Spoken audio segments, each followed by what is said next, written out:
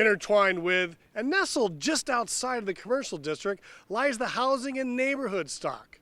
Most of these buildings are very large and very old classic brick homes. Very historic. Goes back probably to the end of the 1880s and mostly to the early teens and 20s. So it's very historic. The architecture is fabulous. People who have been out in the more generic sort of suburbs are very happy to come back because they can get a very good house that is historically, architecturally significant, very friendly to them because there's big rooms, lots of space, and it's very affordable at this point. With an abundance of 2- and 4-family flats, Alderman Schmid is trying to encourage new residents into purchasing single-family homes. Homeowners tend to take a longer view in addition to the rental population. And so we've been trying to encourage and leverage some of our tax abatement for folks who would take a 2-family residence and convert it to a single family, which gives you a lot of room, or taking some of the 4 families and converting those into 2 townhouses. Alderman Schmid attended Cleveland High School in St. Louis and is a major proponent of education in neighborhood schools. It's the people that make all these neighborhoods work, and in order for a community to be a true community, you've got to have great education and great educational opportunities. But they talked about tearing down Frabel and building a new school, and that school was built in 1895. It's a fabulous school. The year after it was built, the tornado came through in 1896 and knocked down the roof. The school survived the tornado, and decades later, Alderman Schmid convinced the school board to keep Frabel open. That same committee then made arrangements to update this historical site. The school board, to their credit, added on an addition, which is fantastic. These buildings obviously every 100 years or so need major investment so that you can make them updated for the digital information age, make them able to be air conditioned and things of that nature. Monroe Elementary School, located just off of Broadway at 3641 Missouri Avenue, had been closed for 17 years and was facing possible demolition. But Alderman Schmid wanted to preserve the architecture and history of the neighborhood, as well as reopen another grade school for children in the 20th Ward. It was a hulk of a building. A lot of people would have said, tear this down, it's a drain, it's an albatross around the neck of the neighborhood, and it truly was. But Alderman Schmid stood firm, and now under the leadership of Principal Greg Hammond, this school is heading in the right direction. Monroe is a special place to me and to the families and kids that go here and the faculty because of, I think, the commitment we have to kids. Our focus is on communication, arts, and math, but most importantly, I think the family atmosphere that we have amongst the adults in the building that lends itself to helping the kids be more productive and hopefully succeeding in school. Recently, the St. Louis Rams football team donated and built this playground for the students at this South City school.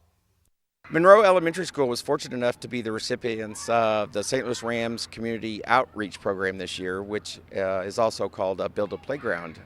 Head coach Steve Spagnola was on hand, along with coaches, players, and front office personnel, to give back to a city school in need of a playground.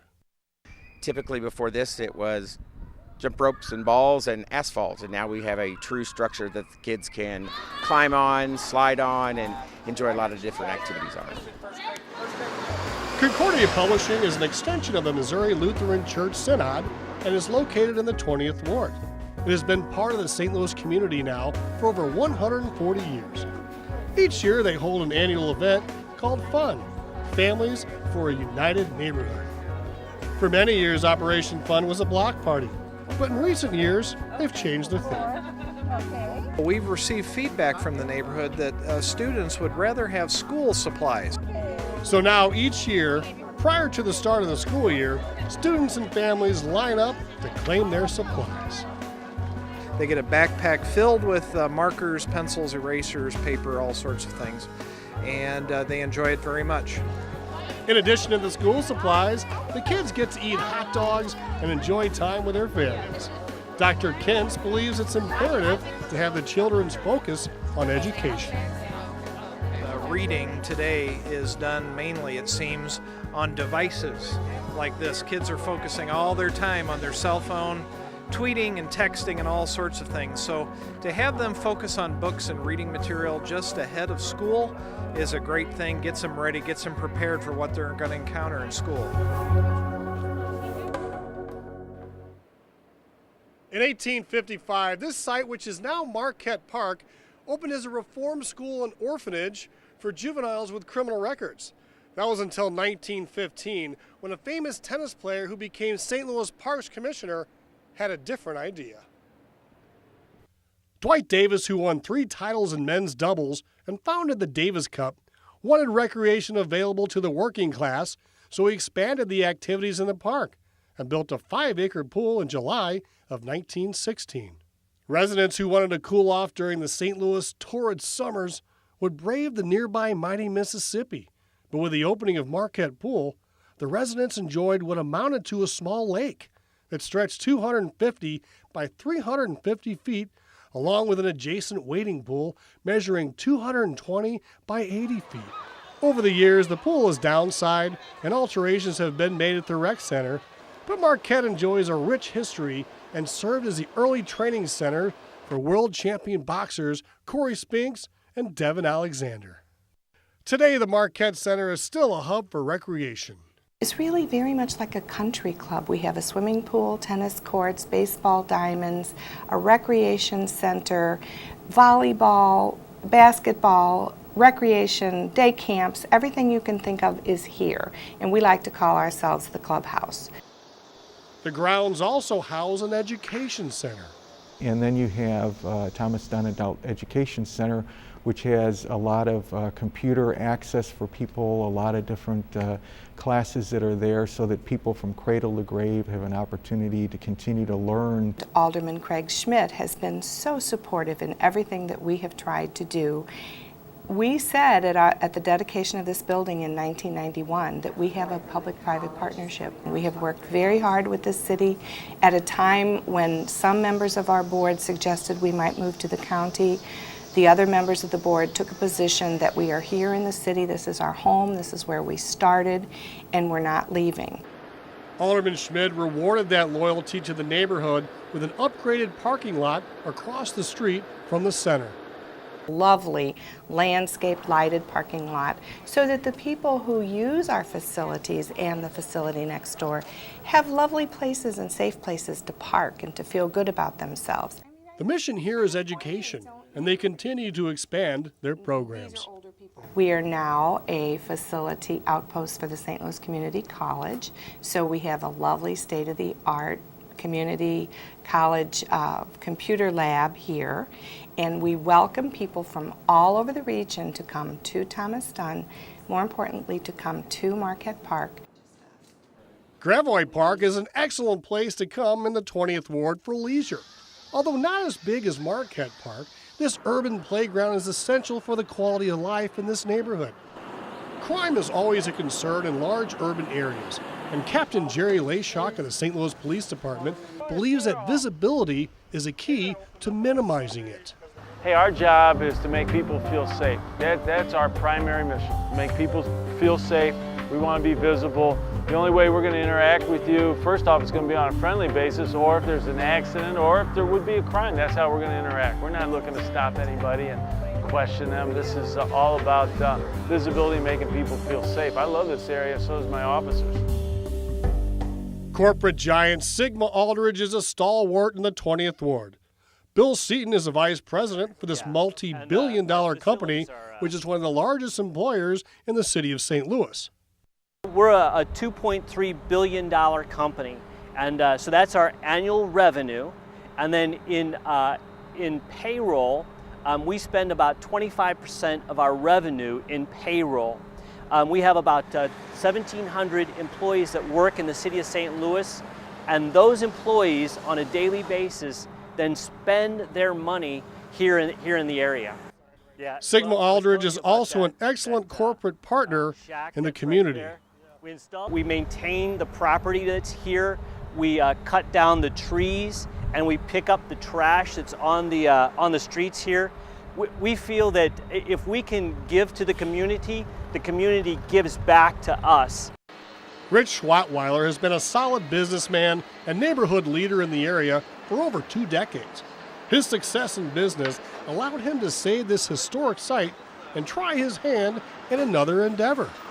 Jefferson Avenue Bistro was originally Baby K's about 3 years ago, and it was going to close down again. And I've had Rich's Automotive down the street for over 20 years now. And I've seen so many good things happening in the area in the last 6 years or so that I didn't want to see it close. It was originally built by the Missouri School of Architecture in 1890. But since the World's Fair in 1904, this building has remained a place of leisure. Then around 1904, they thought it would make a good boarding house and, saloon, restaurant. And it's been that ever since. In fact, the bar and the back bar were originally purchased in 1904 from a St. Louis bar maker. In addition to the antique bar, Jefferson Bistro now features this beautiful patio and offers up American-style cuisine. The exterior and iron fencing has impressed Alderman Schmid.